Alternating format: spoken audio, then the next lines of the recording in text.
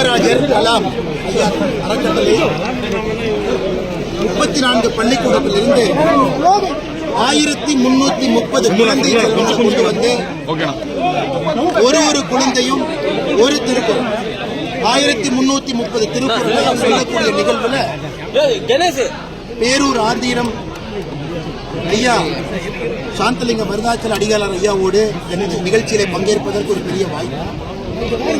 இன்னைக்கு உலக பொதுமுறை நம்முடைய திருக்குறள் குறிப்பாக பிஞ்சு மனங்கள் குழந்தைகள் 1300 பேரு 330 பேரு ஒரே இடத்துல வந்து ஆளுக்கு ஒரு திருக்குறளை சொல்லக்கூடிய நிகழ்வு இந்தியாவிலே முதல் முறையாக திருப்பூர் பெருமாள் நடந்து கொண்டிருக்கிறது.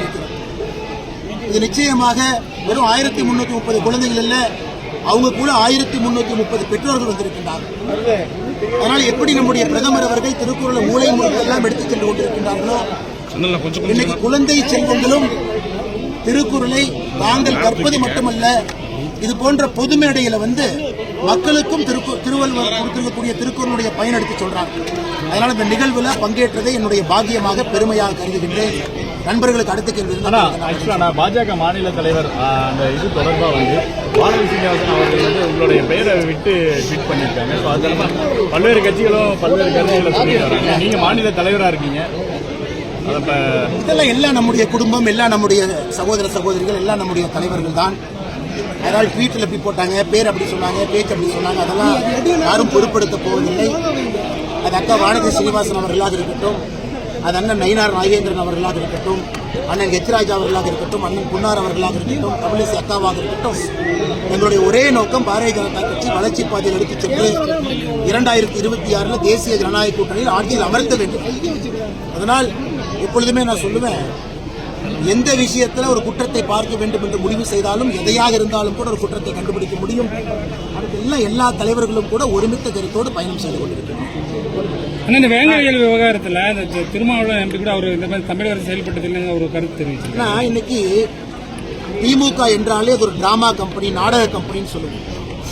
இன்னைக்கு வேங்கை வயல் நிகழ்வுக்கு தமிழக காவல்துறை எழுதியிருக்கக்கூடிய அந்த கதை திரைக்கதை வசனம் வந்து கலைஞர் கருணாநிதி அவர்கள் எழுதக்கூடிய கதை திரைக்கதை வசனத்தை மிஞ்சக்கூடிய ஒரு விஷயத்தை தமிழகத்தில் கிடையாது. யாருக்கும் இதன் மீது நம்பிக்கை இருக்க போவதில்லை.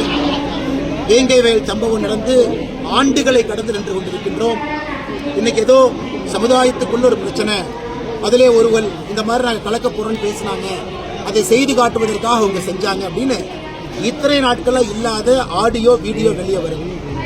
இதையெல்லாம் திமுக அரசு நடத்தக்கூடிய ஒரு கதை திரைக்கதை வசனமாகத்தான் இந்த வேங்கை வயல்ல காவல்துறை அளித்திருக்கக்கூடிய சார்ஜ் ஷீட்டை நாங்க பார்க்கிறோம். உள்ளத்திலே உங்களுக்கு பயம் இல்லை என்றால் எதற்காக சிபிஐ என்கொயரியை தடுக்கிறீங்க? இன்னைக்கு கள்ளக்குறிச்சியினுடைய சாராய சாவு அந்த வழக்குல உயர்நீதிமன்றம், உச்சநீதிமன்றம் எல்லாம் சிபிஐ பரிந்துரை செய்து சிபிஐ வந்துட்டாங்க. முதல் தகவல் அறிக்கையை பதிவு செய்து சிபிஐ விசாரணை ஆரம்பிச்சிட்டாங்க. உண்மையாலும் வெளிப்படைத்தன்மையாக இருக்கக்கூடிய திமுக அரசு இருந்தால் எதற்காக சிபிஐ விசாரணை நீங்க தடுக்கணும்? கூட்டணி கட்சியாக இருக்கக்கூடிய திருமாவளவன் அதை ஏத்துக்கலாம், கூட்டணி கட்சியாக இருக்கக்கூடிய கம்யூனிஸ்ட் ஏத்துக்கலாம், எதிர்கட்சிகள் நாங்க யார் ஏத்துக்கல, ஏன் வேங்கை வயலில் இருக்கக்கூடிய மக்களை ஏத்துக்கலாம்.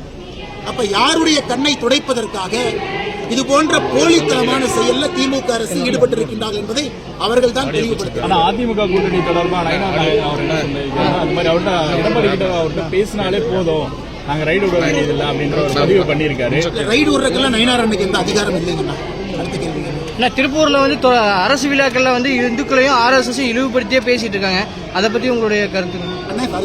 திருப்பூர் அரசு விழாக்கள் புத்தக கண்காட்சியில பாத்தீங்கன்னா காந்தியை கொண்டது ஆர்எஸ்எஸ் சொல்லிட்டு பேசியிருக்காங்க, அது எப்படி பாக்குறீங்க? இன்னைக்கு திமுகவில் உறுப்பினராக இருக்க வேண்டும் என்றால் முதல் தகுதி என்பது படிக்காம இருக்கணும். திமுக அமைச்சராக இருக்க வேண்டும் என்றால் முதல் தகுதி என்பது பொய் சொல்லணும். பெரிய அமைச்சராக இருக்க வேண்டும் என்றால் முதல் தகுதி என்பது ஊழல் செய்ய வேண்டும்.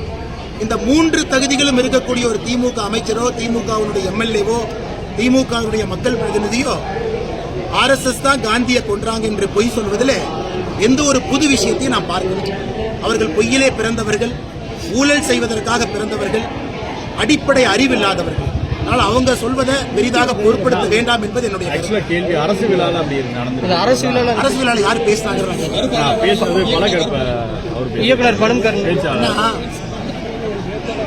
சில பேருக்கு என்னன்னாங்கன்னா, சர்ச்சைக்குரிய ஒரு கருத்தை பேசிதான் மக்கள் மனதில் அவர்களை பற்றி பேசுவார்கள் என்கின்ற எண்ணம் சில பேருக்கு இருக்கு. சர்ச்சைக்குரிய கருத்து. நீங்க சொல்லக்கூடிய எந்த தலைவர் பேரையும் நான் பயன்படுத்தல. எனக்கு தமிழகத்தில் எந்த விதமான அரசியல் நடக்குதுன்னா மேடை ஏறி மைக்கு பிடிச்சு, ஏன்னா மைக் இலவசம், வாய் இலவசம், பேச்சு இலவசம். சர்ச்சைக்குரிய 2 கருத்தை பேசினா மீடியால அது ஒரு ஊரம் 10 நாளைக்கு இருக்கும். அதன் மூலமாக நமக்கு ஒரு இடம் கிடைக்குதுன்னு நம்புறாங்க. அதெல்லாம் எந்த தலைவர்களையும் எங்கேயும் அது கொண்டு செல்ல போவது கிடையாது.